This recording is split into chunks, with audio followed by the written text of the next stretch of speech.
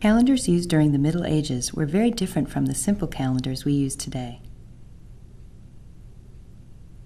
In the Middle Ages, people experienced time very differently. For those who could decipher it, the medieval calendar was a map of the church year. This page represents the month of July. Each row stands for a day of the month. The columns organize information about each day. This column lists the saints commemorated or the feasts celebrated on any given day of the month.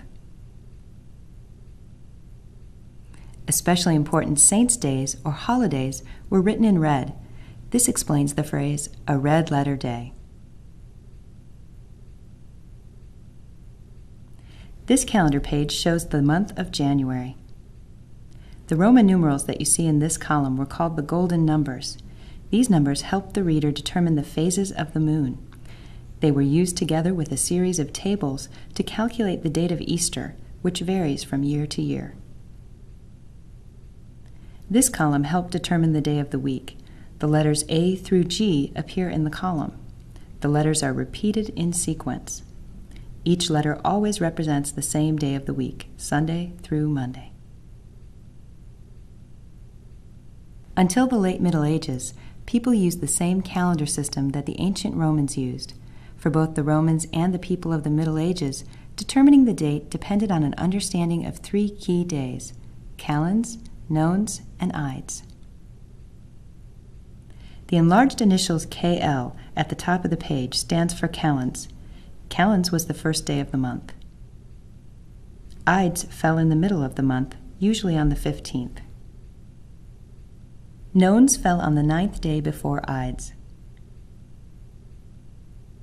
Today we divide a month into about 4 weeks, but in the Middle Ages, calends, nones, and ides divided the month into 3 segments of time. This column contains a series of Roman numerals. Readers use these numbers together with the 3 key days of the month to determine the date.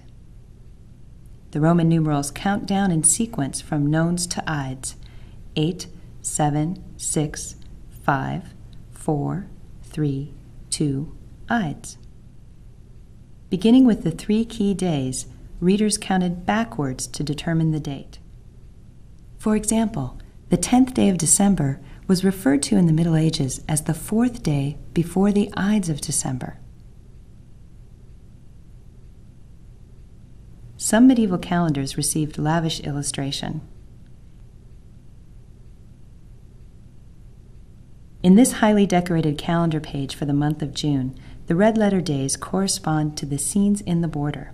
For example, this feast day celebrates the Nativity of John the Baptist. The illustration shows his mother, Saint Elizabeth, just after giving birth to her son. The important saints Peter and Paul were commemorated near the end of the month. They appear in the margin as well. Like many calendar pages, this one shows the labor of the month, an everyday occupation traditionally carried out that month. Here, peasants are shown shearing sheep, a common summertime task. Manuscripts produced in the later Middle Ages often show leisure time activities as well. In the borders of this page, children are shown playing with hobby horses and pinwheels. It was also common to include an image of each month's sign of the zodiac. Here, a picture of a crab represents the sign of Cancer.